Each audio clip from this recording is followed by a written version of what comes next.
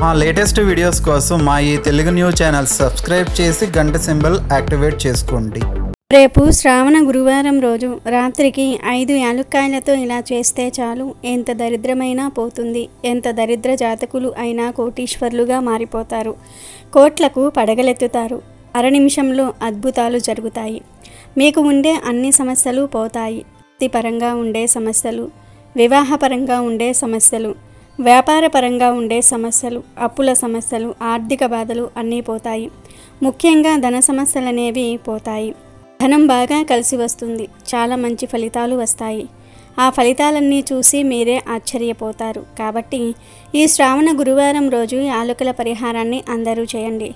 శ్రావణ మాసంలో వచ్చే గురువారాలు చాలా ప్రత్యేకమైనవి. శ్రావణ గురువారాలను అమ్మవారికి ఎంతో ఇష్టమైనవి అని గ్రంథాలు చెప్తూ ఉన్నాయి.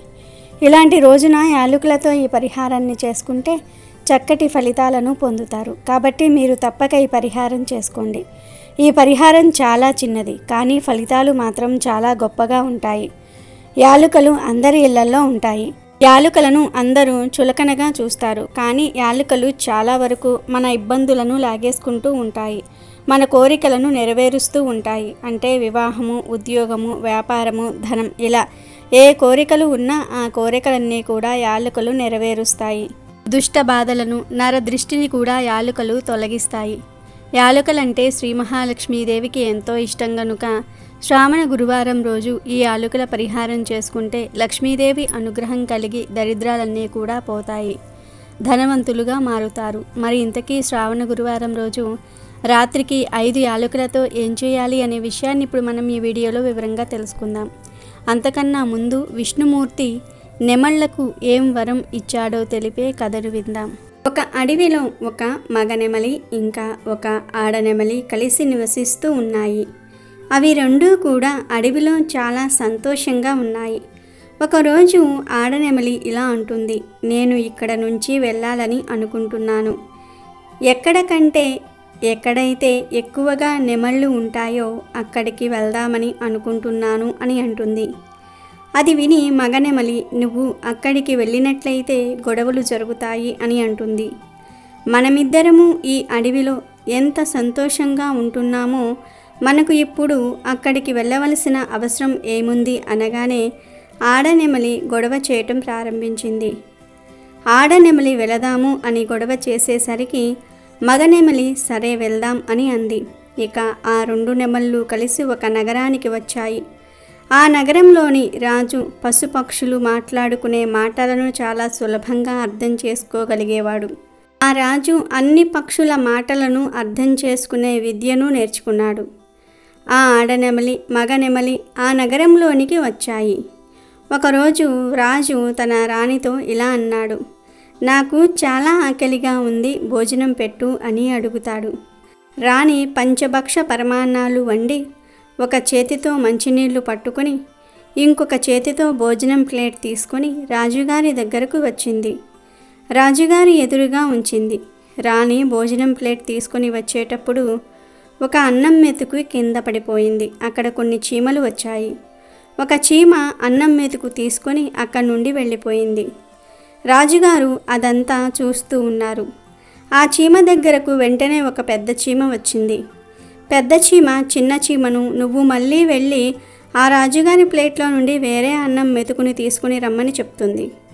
ఆ మాటలను రాజు వింటూ ఉన్నాడు. ఎందుకంటే రాజు ప్రతి పశుపక్షుల మాటలను కూడా అర్థం చేసుకోగలడు. చిన్న చీమ అంటుంది, నేను వెళ్ళను. రాజుగారు నన్ను చూసినట్లయితే రాజు నన్ను చంపేస్తాడు. ఇంకొక చీమ అంటుంది, నువ్వు వెళ్ళు అని.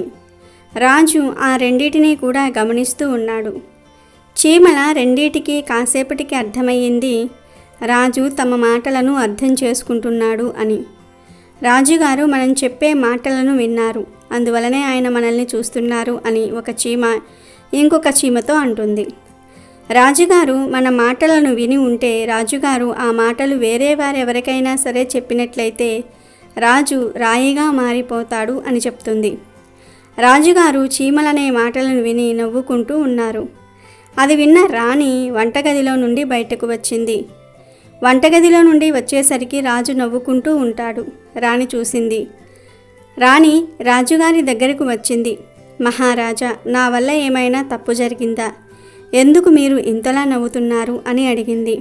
రాజుగారు రాణితో ఇలా అంటున్నారు, అలా ఏమీ లేదు, నవ్వడానికి కారణమేమీ లేదు, మామూలుగానే నవ్వొచ్చింది అని. కానీ రాణి ఊరుకోలేదు. నాకు మీరు ఇప్పుడు చెప్పాలి అని గొడవ చేసింది. మీరు నాపైన నిజంగా స్వచ్ఛమైన ప్రేమను చూపిస్తూ ఉంటే, నన్ను రాణిగా భావిస్తూ ఉంటే మీరు ఇది చెప్పవలసిందే. మీరు ఎందుకు నవ్వుకుంటున్నారు అనగానే రాజుగారు ఇలా ఆలోచించాడు. నేను ఈ విషయమును రాణికి చెప్పాను అంటే నేను రాయి అయిపోతాను. ఒకవేళ నేను రాణికి చెప్పకపోతే రాణికైనా నాపై విశ్వాసం ఉండదు అని అనుకుంటాడు. రాజు రాణితో ఇప్పుడు ఆ మాటలను చెప్పాను అంటే నువ్వు తర్వాత పశ్చాత్తాపడతావు అని చెప్తాడు. ఏమీ పర్వాలేదు చెప్పమని అడుగుతుంది. సరే, నువ్వు నేను ఎంత చెప్పినా వినటం లేదు కాబట్టి పద, ఏదైనా అడవిలోనికి వెళదాము, అక్కడ నేను నీకు ఈ విషయాన్ని చెప్తాను అని అంటాడు. రాజు రాణి ఇద్దరూ కూడా రథం పైన అడవిలోనికి వెళతారు. అడవిలోనికి వెళ్ళగానే జరిగిందంతా కూడా రాణికి చెప్పడం ప్రారంభిస్తాడు. ఎలా అయితే రాజు కొద్ది కొద్దిగా మాటలు రాణికి చెప్తున్నాడు, అలాగే రాజు మెల్లమెల్లగా రాయిలాగా మారిపోతూ ఉంటాడు. రాజు సగం విషయం చెప్పేటప్పుడు సగం రాయిగా మారిపోయాడు. రాజు పూర్తి విషయం చెప్తాడు. రాజు పూర్తిగా రాయిలాగా మారిపోతాడు. రాణి చేసిన గొడవ వల్ల, రాణి మాట వినకపోవటం వల్ల రాజు రాయిలాగా మారిపోయాడు. రాణి ఏడవటం ప్రారంభించింది. రాజు రాయిలాగా మారిపోవటం చూసి రాణి అక్కడే కూర్చుని తల పట్టుకుని ఏదైనా జీవ జంతువులను సహాయం చేయమని అర్థిస్తోంది. అదంతా కూడా ఆ రెండు నెమళ్ళు అక్కడి నుండి చూస్తూనే ఉన్నాయి. రాణి బాధను చూసి రెండు నెమళ్లకు జాలి కలిగింది. ఆడ నెమలి ఇలా అంటుంది, రాణి చాలా దుఃఖంలో ఉంది, మనము తనకు సహాయం చేద్దాం అనుకుని ఆ రెండు నెమళ్ళు రాణితో ఇలా అంటాయి, మీరైతే ధైర్యంగా ఉండండి, మిమ్మల్ని మీరు కొంచెం ధైర్యంగా ఉంచుకోండి, మీ వెనకాల పూర్తి రాజ్యం ఉంది, రాజ్యం యొక్క బాధ్యత మీ పైన ఉంది. రాజు రాయిలాగా మారిపోయారు. ఇప్పుడు రాజ్య భారాన్ని మీరే మొయ్యాలి. ఆ మాటలు విన్న రాణి, నన్ను నేను ఎలా సమర్థించుకోగలను? నా వల్లే నా భర్త రాయిలాగా మారిపోయాడు, నేనేం చెయ్యాలి ఇప్పుడు? రాణి చెప్పిన మాటలు విని నెమలి ఇలా అంటుంది, రాజు రాయిలాగా ఎలా మారిపోయాడు? రాజు మనిషే కదా, మంచివాడు కూడా, కానీ ఎందుకు రాయిలాగా మారిపోయాడు? రాణి చెప్పటం మొదలుపెట్టింది. ఆ చీమలు మాట్లాడుకుంటున్న మాటలను ఆ రాణి నెమలితో చెప్పటం ప్రారంభించింది. రాణి కూడా రాయిలాగా మారిపోయింది. ఇద్దరూ కూడా రాయిలాగా మారిపోవటంతో నెమలులు రెండూ కూడా కంగారు పడ్డాయి. రెండు నెమళ్ళు చాలా దుఃఖంలో ఉన్నాయి. ఈ విపత్తు ఇప్పుడు మన పైకి కూడా రాబోతుంది. ఆ చీమల వల్ల రాజు రాయి అయిపోయాడు. ఆ చీమల మాటల వల్లే రాణి కూడా రాయిగా మారిపోయింది. ఇప్పుడు మనం ఆ మాటలను ఎవరికైనా చెప్పామంటే మనం కూడా రాయిలాగా మారిపోతాము. అందుకే మనమిద్దరము ఎక్కడికైనా దూరంగా వెళ్ళిపోదామని అంటుంది. తాము ఎక్కడికి వెళ్ళినా సరే ఇది మనల్ని విడిచిపెట్టదు. తెలుసో తెలియకో మన నోట్లో నుండి ఎప్పుడైనా ఈ మాటలు బయటకు వచ్చాయి అంటే మనం కూడా రాయిలాగా మారిపోతాము. అదే తలుచుకుంటూ చాలా దుఃఖంలో ఉన్నాము. రాత్రి పగలు కూడా ఆ దుఃఖమే వాటిని పట్టి పీడిస్తోంది. అదే ఆలోచిస్తూ అవి తినటం లేదు, నిద్రపోవటం లేదు. తెలిసి తెలియక ఏమైనా మాట్లాడితే భార్యాభర్తలిద్దరూ కూడా రాయి అయిపోతామని అదే ఆలోచిస్తూ ఉండిపోయాయి. అప్పుడు ఆ నెమళ్ళు చీమలు అన్నిటినీ చంపివేస్తే మనకు సమస్య ఉండదు కదా అని రెండు నెమళ్ళు ఆలోచించుకొని మొత్తం చీమలన్నిటినీ కూడా తినేయటం ప్రారంభించాయి. ఆ నెమళ్లకు భయపడి మొత్తం చీమలన్నీ కూడా భూమిపైన తిరగటం మానేశాయి. భూమి లోపలకు వెళ్ళి దాక్కున్నాయి. ఈ రెండు నెమళ్ళు కూడా ఎక్కడ చీమ కనిపించినా వెంటనే చంపుతున్నాయి, తినేస్తూ ఉన్నాయి. చాలా సమయం గడిచిన తర్వాత చీమలకు ఆకలి వేయటం ప్రారంభమైంది.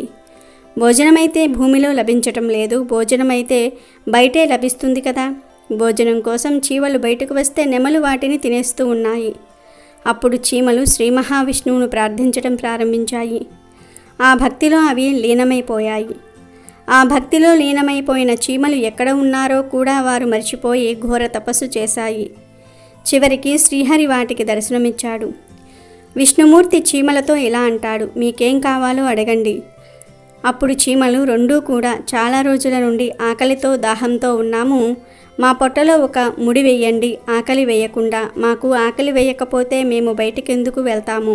అప్పుడు మమ్మల్ని ఆ నెమలి తినలేదు, అందువలనే మేము ఈ కోరిక కోరుకుంటున్నాము, మా పొట్టలో ముడి వేసేయండి అని చీమలు చెప్పగానే విష్ణుమూర్తి తదాస్తు అన్నాడు.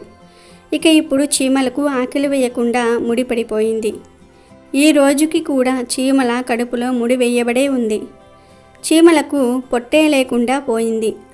అప్పుడు ఆ రెండు చీమలు జంట విష్ణుమూర్తిని ఇలా అడుగుతున్నాయి, ముడైతే వేశారు గాని ఇప్పటికీ మేము నెమలి వల్ల భయపడుతూనే ఉన్నాము. నెమలి మా కోసం ఎదురు చూస్తూ ఉన్నాయి, ఇంకా భూమిపై కూర్చుని ఉన్నాయి. మమ్మల్ని చూస్తేనే అవి మమ్మల్ని చంపేస్తాయి. అప్పుడు విష్ణుమూర్తి మరియు చీమలు నెమలి ముందుకు వచ్చారు.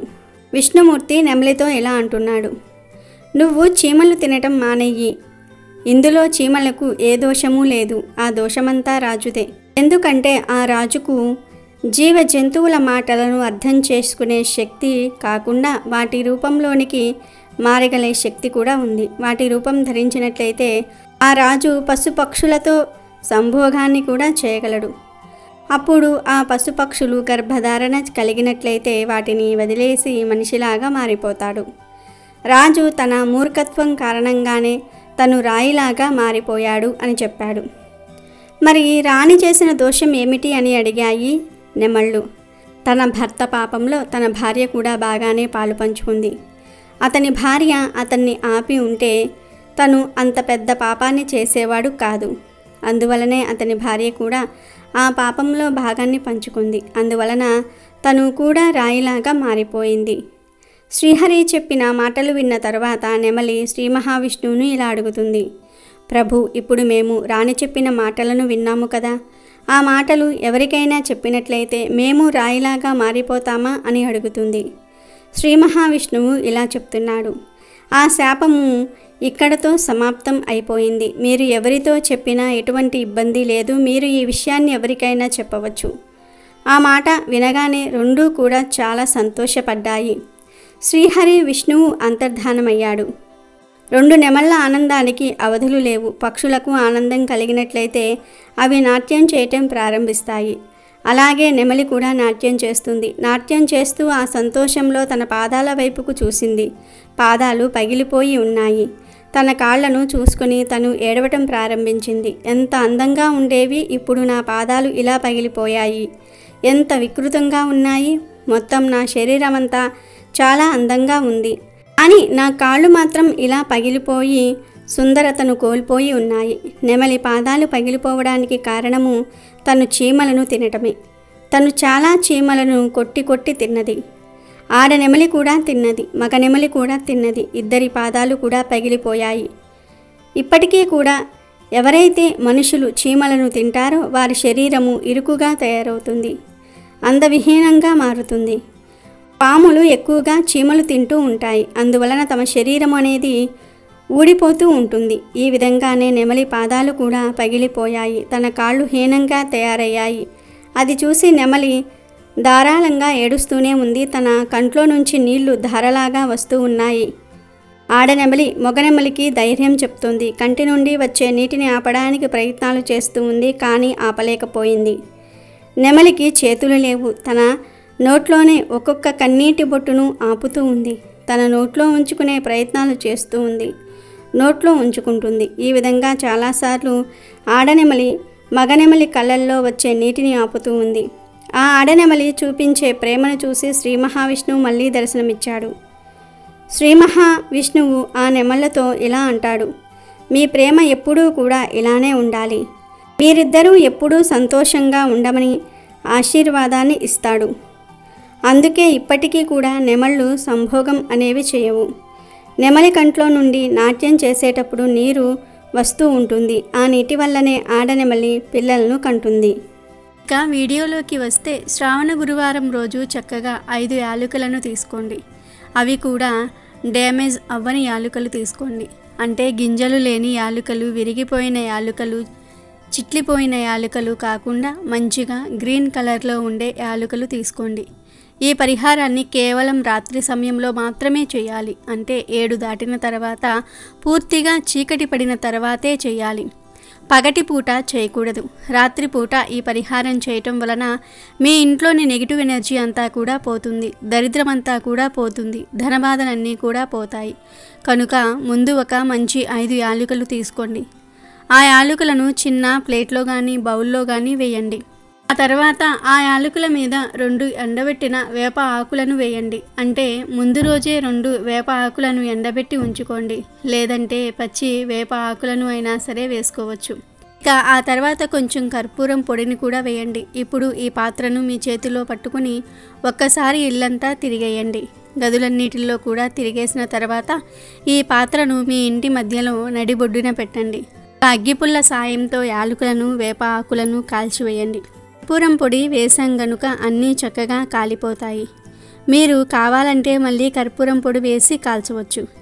అలా మొత్తం యాలకులు వేప ఆకులు కాలిపోయాక చివర్లో బూడిదను తీసుకుని వెళ్ళి మీ ఇంటి బయట ఆకాశంలోనికి ఊదివేయండి. అంటే ఆ గిన్నెను ఇంటి బయటకు తీసుకుని వెళ్ళి గిన్నెలోని బూడిదను ఉఫ్ అని ఊదివేయండి. ఈ పరిహారాన్ని రాత్రి ఇంట్లో అందరూ పడుకున్నాక చేసుకుంటే మరిన్ని మంచి ఫలితాలు వస్తాయి. ఎంత దరిద్ర జాతకులైనా సరే కుబేరులుగా మారిపోతారు. కనుక మీరు కూడా ఈ శ్రావణ గురువారం రోజు 5 యాలకులతో ఈ పరిహారాన్ని చేసి మంచి శుభ ఫలితాలను పొంది ఆనందంగా జీవించండి. అమెజాన్లో బెస్ట్ డిస్కౌంట్స్ కోసం వీడియో డిస్క్రిప్షన్లో లింకు ఉంది, చూడండి. అలాగే మా టెలిగ్రామ్ ఛానల్ సబ్స్క్రైబ్ చేసుకోండి.